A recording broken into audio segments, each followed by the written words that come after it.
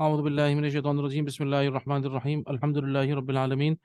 والصلاة والسلام علی اشرف الانبیاء والمرسلین نبینا وسیدنا محمد صلی اللہ علیہ وسلم وعلى آلہ واصحابہ اجمعین ومن تبعہم بإحسان الى یوم الدین اما بعد رب اشرح لی صدری ویسر لی امری واحلل عقدۃ من لسانی یفقهوا قولی واجعل لی وزیرا من اہلی اللهم ربنا ألهمنا رشدنا وأعذنا من شرور أنفسنا اللهم أرنا الحق حقا وارزقنا اتباعه وأرنا الباطل باطلا وارزقنا اجتنابه ولا تجعله ملتبسا علينا فنضل واجعلنا للمتقين إماما اللهم وفقنا لما تحب وترضى وتقبل منا فإنك خير المتقبلين اللهم صل على محمد وعلى آل محمد وبارك وسلم اللهم صل على سيدنا ومولانا محمد وعلى آل سيدنا ومولانا محمد وبارك وسلم. درود شریف پڑھ لیجئے. اللهم صل على محمد وعلى آل محمد كما صليت على إبراهيم وعلى آل إبراهيم إنك حميد مجيد. اللهم بارك على محمد وعلى آل محمد كما باركت على إبراهيم وعلى آل إبراهيم إنك حميد مجيد. اللهم آمين يا رب العالمين. میں آپ سب کو، خواتین و حضرات کو، آج کے درس میں خوش آمدید کہتا ہوں. جیسا کہ آپ لوگوں کو معلوم ہے کہ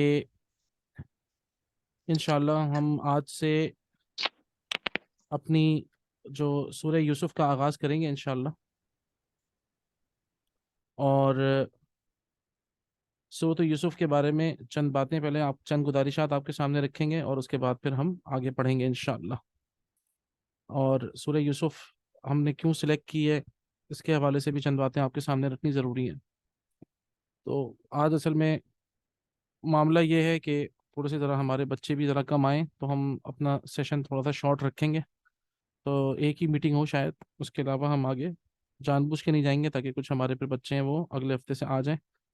تو ہم پھر اس کو ذرا اور ڈیٹیل میں پھر کریں گے انشاءاللہ. تو جیسے کہ میں نے آپ کو بتایا کہ سورہ یوسف قرآن مجید کی حسین ترین صورتوں میں سے ایک ہے، اور رسول اللہ صلی اللہ علیہ وسلم سے سوال کیا تھا یہود نے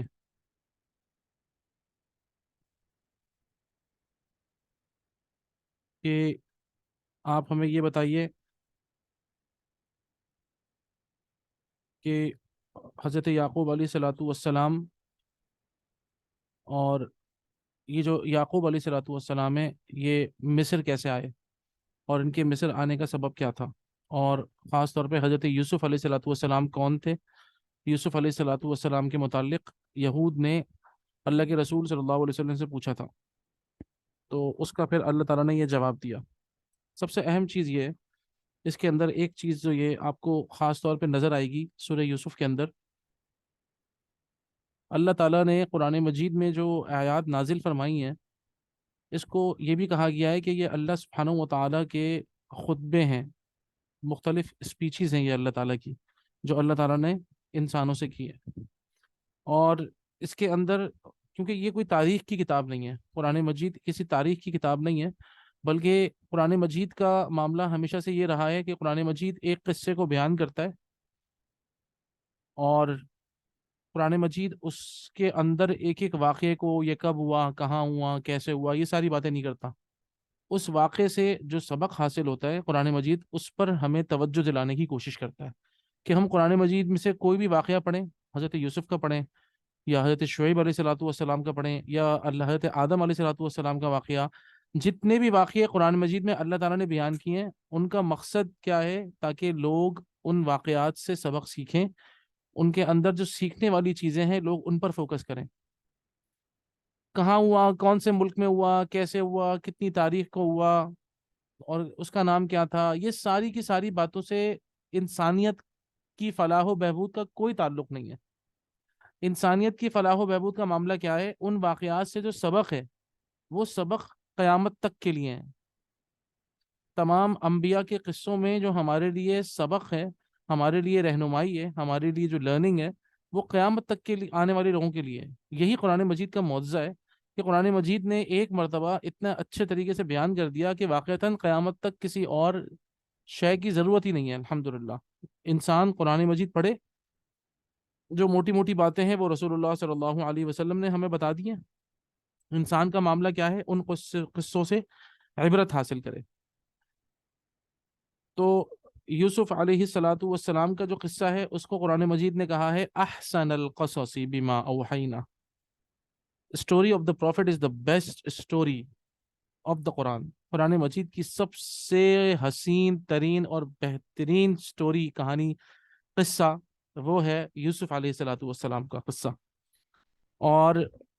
حضرت یوسف علیہ الصلاۃ والسلام کے قصے میں ایک حیرت انگیز بات یہ ہے کہ رسول اللہ صلی اللہ علیہ وسلم کی سیرت مطہرہ سے بھی حضرت یوسف علیہ الصلاۃ والسلام کا جو قصہ قرآن مجید میں بیان ہوا ہے اس سے کافی مشابہت ہے، ریزمبلنس ہے۔ اور تیسری چیز، ایک اور بات اہم ہے کہ حضرت یوسف علیہ الصلاۃ والسلام کا قصہ واحد ہے کہ ان کے نام سے ایک پوری صورت ہے، اور قرآن مجید میں کہیں اور ذکر نہیں ہے، صرف ایک ہی جگہ پہ پورا قصہ بیان کر دیا ہے اللہ نے، پورا قصہ۔ اور آپ یقین کریں اگر آپ مفسرین کو پڑھیں تو اتنی ساری اس پر کتابیں لکھی جا چکی ہیں، علم و حکمت کے موتی، سورہ یوسف کی تشریح کے اندر علم و حکمت کے موتی، علم کے اور حکمت کے واقعتاً ایسے جواہر اس میں چھپے ہوئے ہیں، اس میں کوئی شک نہیں، اس قصے کے اندر انشاءاللہ وہ ہمیں ملیں گے، اسٹارٹنگ فرام دا اسٹوری سے لے کر اور اینڈ تک ایک سے بڑھ کر ایک آیات ہیں اور ایک سے بڑھ کر ایک معاملات ہیں۔ تو آئیے ہم اللہ کا نام لے کر سورہ یوسف شروع کرتے ہیں، ٹھیک ہے؟ اعوذ باللہ من الشیطان الرجیم، بسم اللہ الرحمن الرحیم، الف لام را، تلك آیات الكتاب المبین، انا انزلناه قرآنا عربیا لعلکم تعقلون، نحن نقص عليك أحسن القصص بما أوحينا إليك هذا القرآن وإن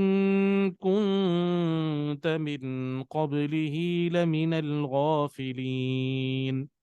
صدق اللہ العظیم۔ الف لام را، آپ کو پتہ ہے انہیں ہم حروف مقطعات کہتے ہیں، اور ان کو ہم قطعہ کہتے ہیں عربی میں، ٹکڑے کو نا، قطعاتن ٹکڑے کو کہلاتے ہیں، مقطعات وہ حروف جو کہ ٹکڑا ٹکڑا کر کے پڑھتے ہیں، مطلب الگ الگ کر کے، الف لام اور را، میں ان کو ملانا چاہوں تو میں ان کو نہیں ملا سکتا،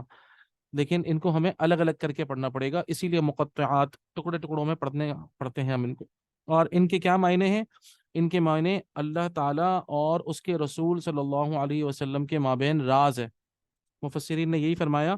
کہ اللہ تعالیٰ اور اس کے رسول کے درمیان یہ ایک راز ہے جس کو کوئی تیسرا آدمی نہیں سمجھ سکتا، ٹھیک ہے نا؟ اور اس میں یہ بھی ہدایت ہے ہمارے لیے کہ انسان کو چاہیے اپنے رازوں کی حفاظت کرے۔ اللہ تعالیٰ نے ہر انسان کو اس کے کچھ راز دیے ہیں، تو اپنے رازوں کی حفاظت کرنا چاہیے۔ تو یہ ایک بہت بڑا، سمجھ لیں ایک ہٹ ہے آج کے موجودہ دور میں، کیونکہ آج کا جو دور ہے وہ چاہتا ہے ایکسپوجر، انسان کو ایکسپوز کر دیا گیا ہے، اور یہ ایکسپوجر کوئی اچھی چیز نہیں ہے، یہ ایکسپوجر اچھی چیز نہیں ہے کہ انسان اپنے ہر معاملے کو ایکسپوز کرتا پھرے۔ آپ آج کی دنیا میں دیکھیں گے کہ یہ جو ایکسپوجر ہے اس نے بہت فتنے برپا کیے ہیں، ہر آدمی ایکسپوز ہو رہا ہے آج کل۔ تو اللہ معاف فرمائے ایک اور چیز چل رہی ہے جو کہ نہیں آ گئی، ویڈیو لیکس تو ہوتی ہیں، آڈیو لیکس بھی ہو رہی ہیں، اللہ معاف فرمائے۔ تو یہ کیا ہے؟ یہ راز افشاں کر دینا، حالانکہ اللہ تعالیٰ نے ہمیں سبق کیا سکھایا ہے کہ اپنے رازوں کی حفاظت کرو، ٹھیک ہے نا؟ اسی لیے اللہ تعالیٰ نے کہا کہ دلوں کے رازوں کو اللہ جانتا ہے، ہر انسان کے دل میں اللہ نے بہت سارے راز رکھے ہیں، ٹھیک ہے نا؟ ہماری نیتیں بھی ہمارے راز ہیں، اللہ ہماری نیتوں کو بھی جانتا ہے، ہماری جو سوچ ہے وہ بھی راز ہے۔ ہم کہتے ہیں نا کہ اگر ہمارے دل کے معاملات لوگوں کے سامنے آ جائیں تو انسان کہیں منہ دکھانے کے قابل نہ رہے کہ جو میرے دل میں ہے، تو وہ کیا ہے، اس کو اللہ نے راز رکھا ہوا ہے۔ ہمارے دلوں کے اندر جو فساد ہے، جو مسائل ہیں،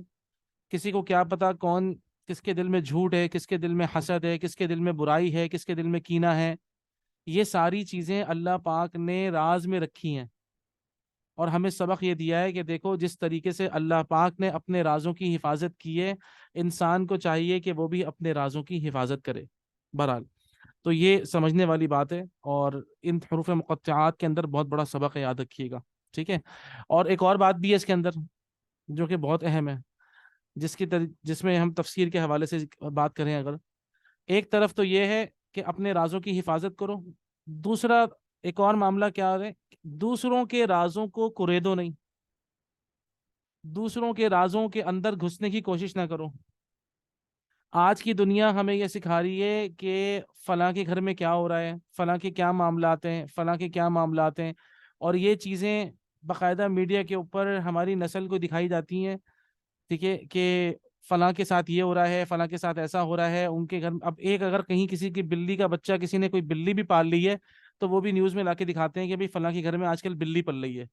انا للہ و انا الیہ راجعون۔ آپ اندازہ کریں کہ یہ کس طریقے سے معاملات خراب ہوتے ہیں اور کیسے یہ سارے کے سارے معاملات بگڑتے ہیں جبکہ انسان اپنی صحیح تعلیمات کو چھوڑ دے۔ تو اسی طریقے سے جو اللہ کے راز ہیں ان کو بھی خریدنے کی کوشش مت کرو، ایک تو اپنے رازوں کی حفاظت کرو اور دوسروں کے رازوں کو خریدو نہیں۔ بالکل اسی طریقے سے اللہ تعالیٰ کی باتیں جو راز ہیں ان کو بھی خریدنے سے تمہیں کچھ حاصل نہیں ہونے والا، تمہاری زندگی میں کوئی فرق نہیں پڑنے والا۔ اسی لیے کیا ہے، ان کا معاملہ اللہ اس کے رسول کے سپرد کرو۔ تو آپ تمام تفسیروں میں دیکھیں گے اس الف لام را کی جو تشریح ہے وہ کیا ہے، اللہ و رسولہ اعلم، اللہ اور اس کا رسول ہی بہتر جانتا ہے۔ اور مفتی شفیع صاحب رحمۃ اللہ نے بڑی پیاری بات لکھی کہ یہ اللہ اور اس کے رسول کے درمیان راز ہے جس کو کوئی تیسرا آدمی جان ہی نہیں سکتا، سبحان اللہ، ٹھیک ہے نا۔ تو الف لام را یہ جانتے ہیں، اللہ عالم بمرادہ، اللہ تعالیٰ ہی اس کے معنی سے واقف ہیں۔ تلک آیات الکتاب المبین، یہ آیتیں ہیں اس کتاب کی جو کہ احکام حلال و حرام اور ہر کام کے حدود و قیود بتلا کر انسان کو ہر شعبہ زندگی میں ایک سیدھی اور معتدل نظام حیات بخشتی ہے۔ یعنی کہ تلک آیات الکتاب المبین، یہ وہ کتاب ہے کہ جس کی آیات بڑی واضح ہیں۔ اٹس ناٹ کہ خدا نخواستہ انسان کسی شک و شبے کا شکار رہے، یہ وہ آیات ہیں، یہ وہ پیاری آیتیں ہیں کہ جس کو ہر انسان اپنے انٹیلیکٹ کے مطابق اس سے نصیحت حاصل کر سکتا ہے۔ کھلی آیات انہی کو کہتے ہیں۔ کھلی آیات کا کیا مطلب ہوتا ہے؟ کھلی آیات کا مطلب بہت اہم ہے، یاد رکھیے گا کہ تل کا آیات الکتاب المبین، ٹھیک ہے نا۔ تو کھلی آیاتیں ہیں، کھلی آیات سے کیا مطلب ہے، ہر ذہن کا انسان، بچے سے لے کر اور بوڑھے تک، عالم سے لے کر اور جاہل تک، بادشاہ سے لے کر فقیر تک، ایک ہی وقت میں اس قرآن کو، ان آیات کو پڑھ کر اپنی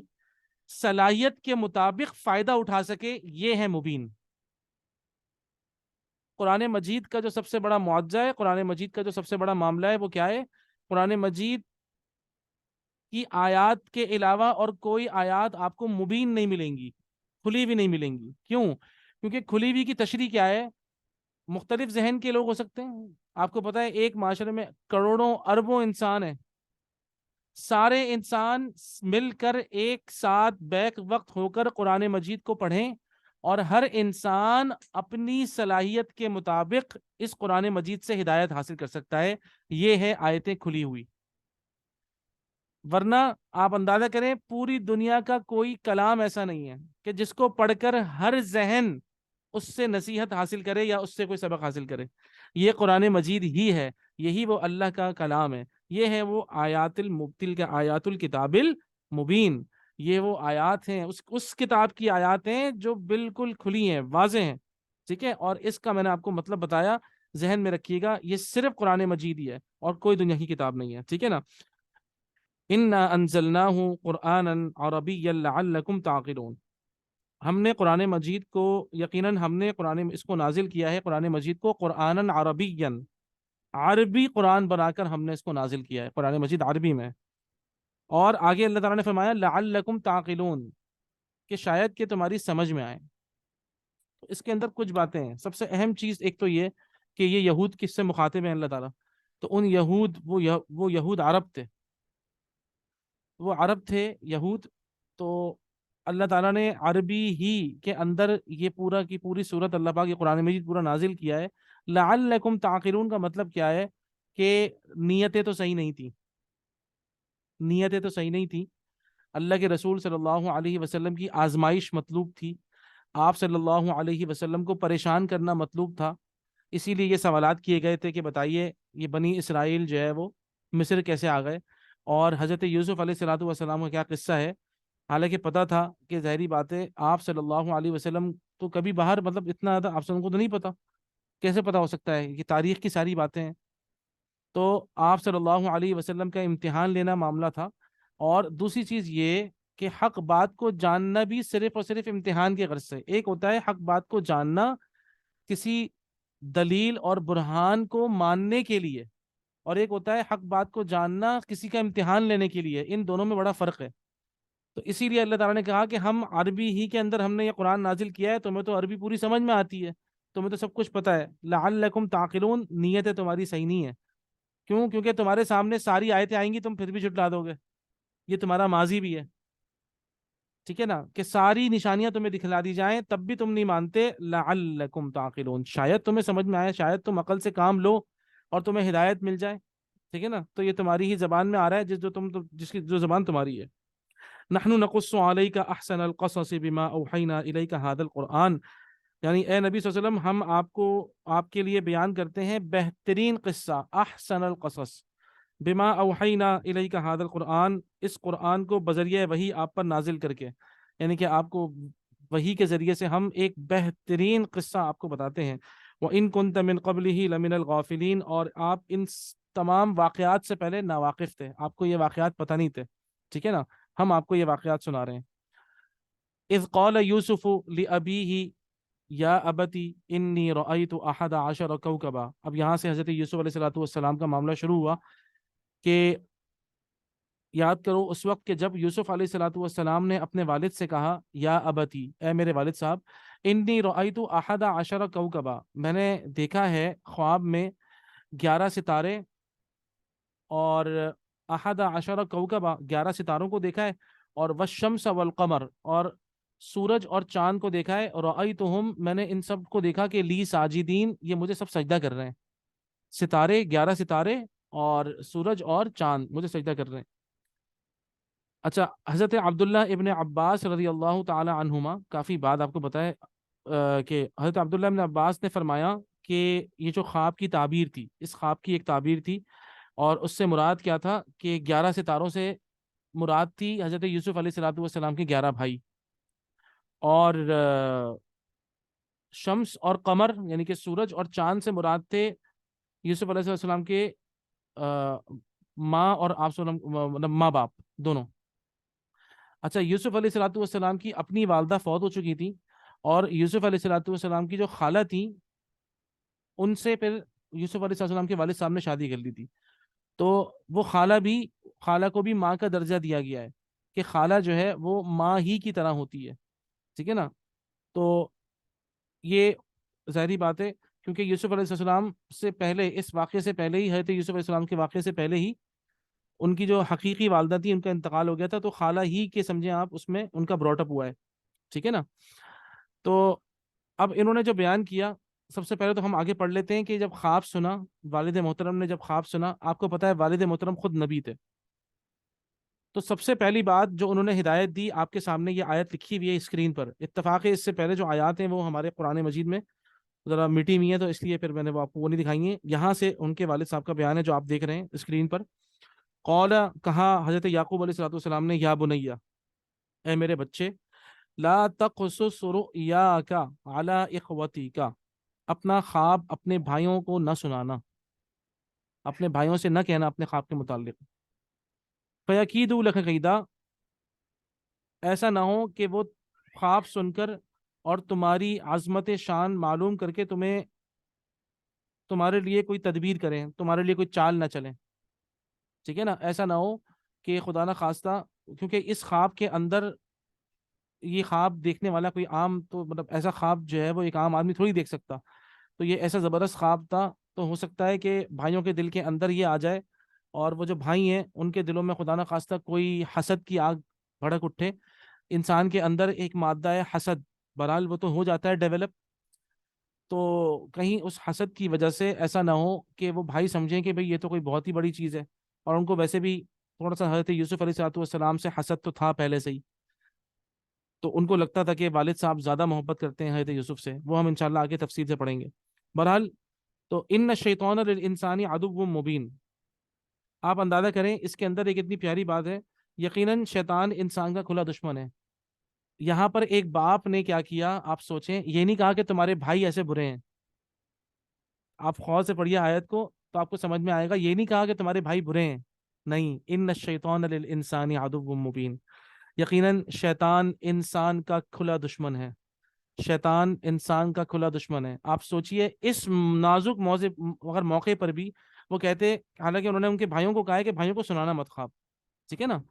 ہو سکتا ہے کہ کوئی چال نہ چلے، وہ بے شک برے ہو سکتا ہے، ان کے دل کے اندر کوئی برائی آ سکتی ہے، لیکن اصل معاملہ کیا ہے کہ یہ تمہارے بھائی برے نہیں ہیں، شیطان انسان کا کھلا دشمن ہے۔ آپ اندازہ کریں کہ یہاں پر بھی یہ واقعی نبی ہی کے منہ سے نکل سکتی ہے ایسی بات کہ اتنے محتاط انداز کے اندر اپنے بیٹے کو نصیحت کی ہے کہ بیٹے کا دل اپنے بھائیوں کی طرف سے گندا نہ ہو، ہے تو بھائی نا، اور بالآخر سب ایک بھی ہو گئے، اینڈ میں سب کو پتا ہے، ٹھیک ہے نا، بالآخر سب نے ایک ہو جانا ہے انشاءاللہ، سب کو اللہ تعالیٰ نے آخر میں ایک کر ہی دیا ہے نا۔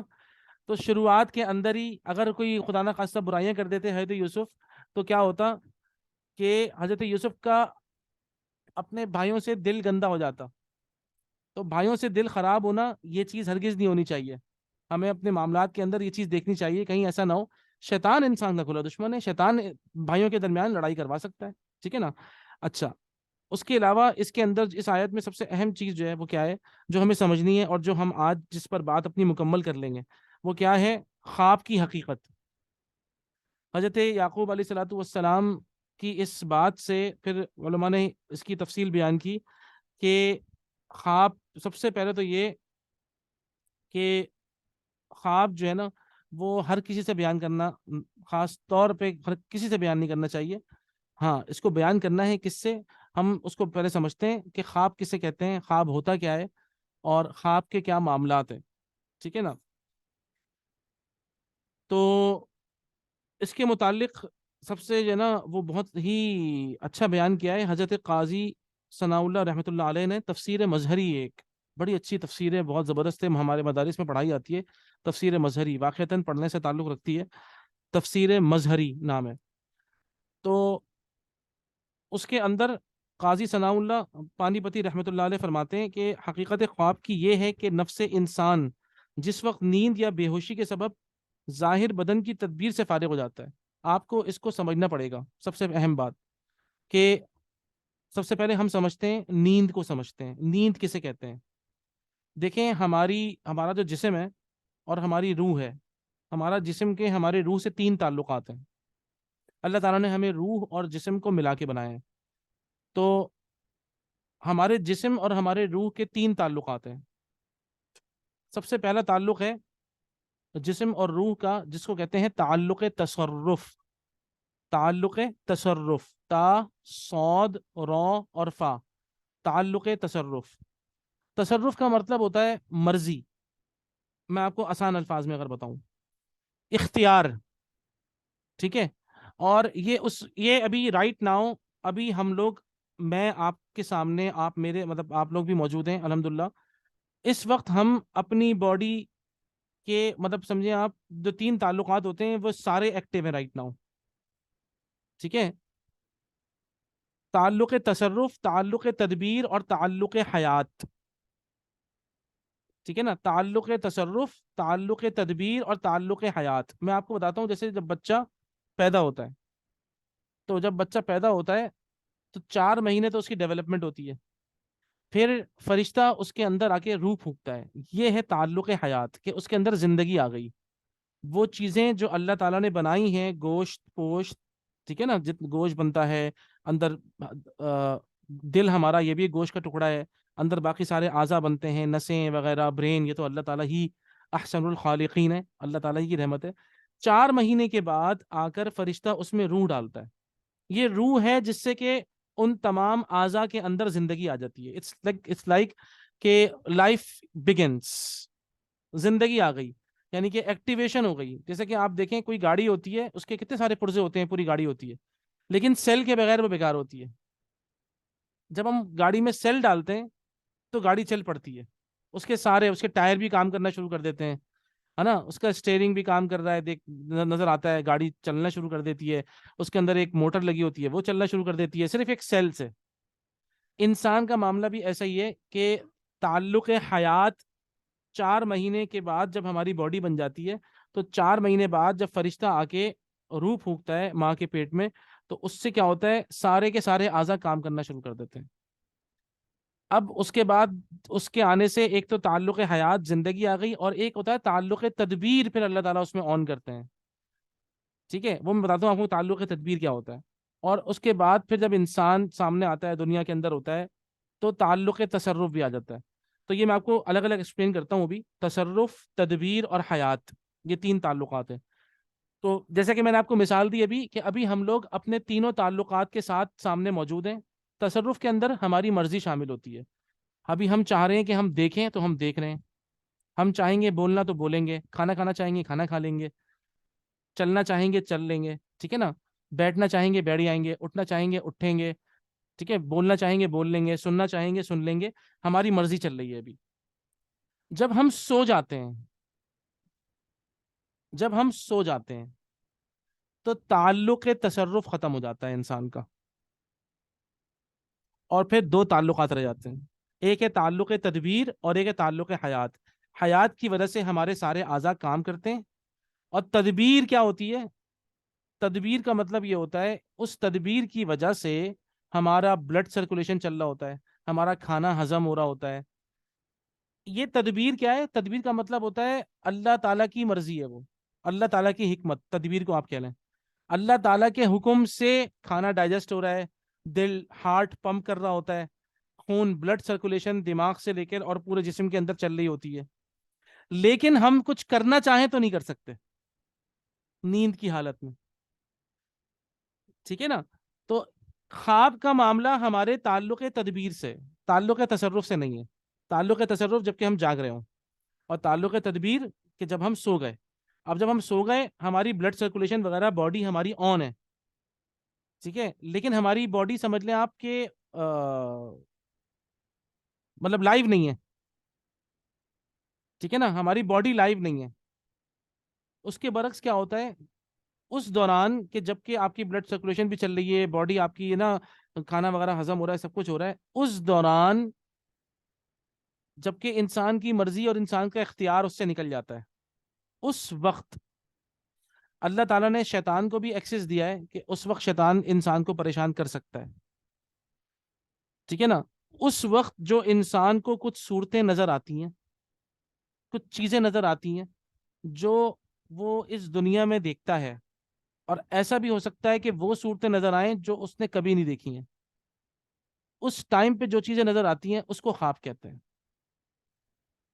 اور اس خواب کی 3 صورتیں ہوتی ہیں، ٹھیک ہے نا، اس خواب کی 3 صورتیں ہوتی ہیں۔ نمبر 1 صورت تو یہ ہے کہ انسان مختلف صورتیں اور واقعات جو دیکھتا ہے، تو کبھی ایسا ہوتا ہے کہ وہ صورتیں دیکھتا ہے انسان جو کہ اس نے بیداری کی حالت میں دیکھی ہوتی ہیں، اور کبھی ایسا ہوتا ہے کہ شیطان کچھ صورتیں اور کچھ واقعات انسان کے ذہن میں ڈالتا ہے، کبھی خوش کرنے والے اور کبھی ڈرانے والے، ٹھیک ہے نا۔ تو یہ 2 قسمیں ہو گئیں، ایک وہ قسم کہ انسان نے اپنے خواب میں ان لوگوں کو دیکھا، اپنے سونے کی حالت میں ان لوگوں کو دیکھا اپنے خواب کی دنیا کے اندر، جبکہ وہ اس کی کوئی مرضی شامل نہیں تھی، اس کو دکھایا گیا کہ جو اس نے دنیا میں دیکھا ہوا ہے جن لوگوں کو۔ اور دوسری صورت جو شیطان انسان کو دکھاتا ہے، یہ 2 صورتیں، ان دونوں صورتوں کو بالکل باطل کہا گیا ہے کہ یہ بیکار صورتیں ہیں۔ اور ان صورتوں کے اندر یہ دونوں جب اس طرح کی کوئی واقعات ہوں، تو اس کا اللہ کے رسول صلی اللہ علیہ وسلم نے حل بتایا ہے کہ تم خدا نہ خواستہ کوئی ایسا خواب دیکھ رہے ہو کہ جس کے اندر الٹی سیدھی چیزیں نظر آ رہی ہیں، اور شیطان کی طرف سے کوئی وسوسے آ رہے ہیں، اور آپ خواب کو سن کے ڈر جائیں، یا یہ بھی سکتا ہے کہ خواب کو دیکھ کر آپ بہت خواب کو دیکھ کر ڈر جائیں، یا خواب کو دیکھ کر جو ہے وہ بہت زیادہ خوش ہو جائیں، بلا وجہ میں بہت زیادہ خوشی ہو جائے۔ یہ اس قسم کے جتنے معاملات ہیں، تو اس میں کہا گیا ہے کہ یہ دونوں قسمیں خواب کی باطل ہے۔ اچھا، ہماری میٹنگ اینڈ ہو رہی ہے، ٹھیک ہے، تو ہم انشاءاللہ اگلے ہفتے پھر اسی سے کنٹینیو کریں گے، ٹھیک ہے۔ تو خواب کی حقیقت کے حوالے سے، اور اس میں بہت ڈیٹیل میں بات میں آپ لوگوں سے کروں گا انشاءاللہ، ٹھیک ہے؟ اور ہمارا وقت بھی ختم ہو رہا ہے، میں نے آپ لوگوں سے گزارش بھی کی تھی کہ آج بہت سارے بچے نہیں آ سکیں، تو ہم اگلے ہفتے اپنے درس کو پھر کنٹینیو کریں گے، عشاء کی نماز کا بھی وقت ہے انشاءاللہ، ٹھیک ہے؟ تو یہیں پہ روکتے ہیں انشاءاللہ، اللہ تعالیٰ آپ لوگوں کو بہت جزائے خیر دیں، صحت دیں، عافیت دیں، اگلے ہفتے سے ایک پابندی سے کوشش کریے گا کہ ہم انشاءاللہ 8 بجے تک اپنا لیکچر شروع کر دیں گے۔